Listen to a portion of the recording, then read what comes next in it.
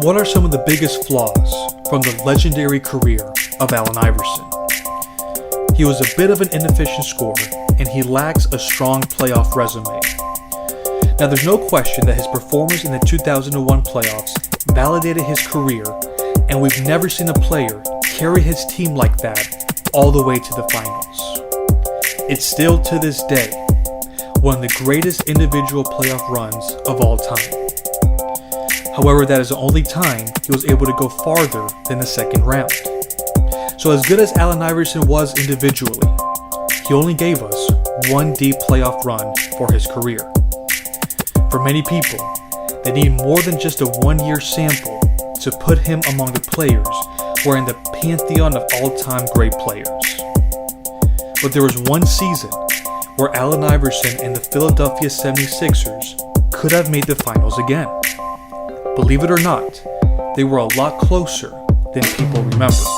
That happened in 2003. Now I get it, the Sixers didn't have a strong team, and they certainly weren't good enough to win the championship that season. But neither was every other team in the Eastern Conference. Take a look at the standings that season. That's what separated the Sixers from the number one seed.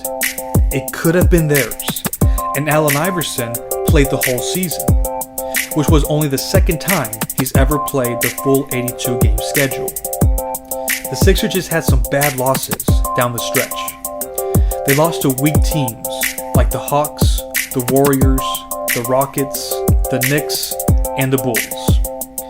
Iverson just picked a bad time to get cold, and the Sixers had to settle for the 4th seed, which meant they had to face the best team in the Eastern Conference, the Detroit Pistons, in the second round. After getting past the New Orleans Hornets, and Iverson averaging an impressive 34.8 points per game for the series, including a 55-point performance in Game 1, the Sixers took that momentum and played the Pistons as expected. Now, the Pistons were just 1 year away from shocking the world and winning the championship. But this team was still a ways away before anyone really took them seriously as a legitimate title contender. Tayshaun Prince was only a rookie, and Rasheed Wallace was still playing for the Portland Trail Blazers. So that was a reason why the Pistons were one of the 5 worst offensive teams as far as scoring production goes. Their strength, as we very well know, was defense. They were the league leader in defensive rating, and they had Defensive Player of the Year, Ben Wallace. So this was going to be a tough matchup for the Sixers. However, they caught a break. Chauncey Billups sprained his left ankle in Game 1, and he was out for Games 2, 3, and 5. He played in Game 4, but he only contributed to 3 points. So he wasn't quite ready to play yet. So in Game 2, the Sixers had a 2-point lead with 15 seconds remaining, and Allen Iverson was at the free throw line to ice the game. And he missed both. The last one rattled in and out. With the Pistons having no timeouts left, they pushed the ball down the court, and the rookie Tayshaun Prince made this awkward 360 move and layup to tie the game and force overtime. Tayshaun Prince then proceeded to score another 7 points in overtime, and the Sixers blew a huge game, especially when you consider the fact that the Sixers won the following 2 games at home, which means they could have went up 3-1 in the series.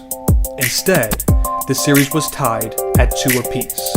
In Game 5, Iverson was off. He had just 14 points on 5 of 25 shooting, but the Sixers still had a shot to win the game. In the 4th quarter, with the Sixers down by 2, Iverson took it to the right side of the floor, and Ben Wallace was there to meet him in the paint. So Iverson thought he was going to fly on his fake, and he should try to dump it to Derek Coleman. But Ben Wallace's feet never left the ground, and he was able to cause a turnover.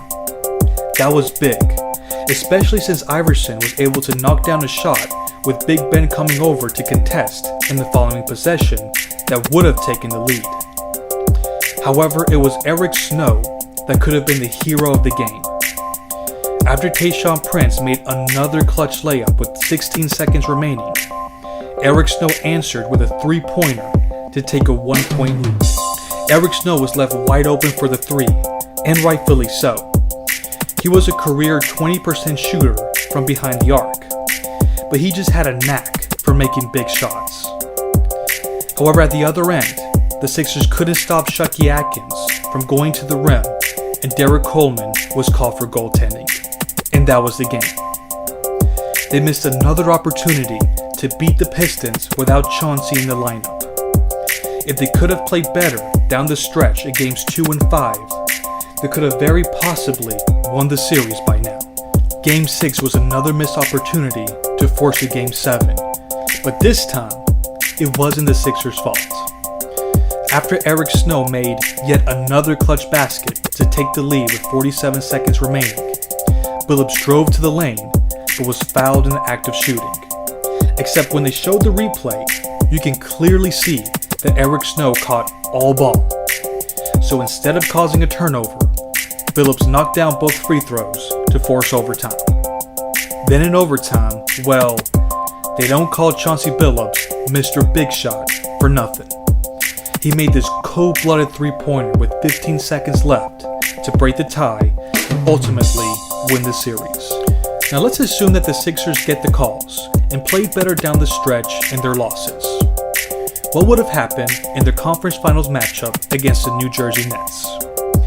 Well, it wouldn't be far-fetched to say that the Sixers could have won that series, especially considering the fact that they beat the Nets 3 out of the 4 times in the regular season. They just didn't have anyone to stop Iverson. So we're talking about a possible second trip to the finals in a 3-year span. They would have made that final series competitive against the Spurs, but I believe the Spurs would have won the finals. They were just a better team. It's just a shame, because Iverson was never able to get past the first round for his next 3 playoff appearances. We'll always have his legendary 2001 playoff run, but we missed a chance to see part 2 of that run in 2003. If you enjoyed today's video, don't forget to like and subscribe to enjoy more content like this. And as always, thanks for listening.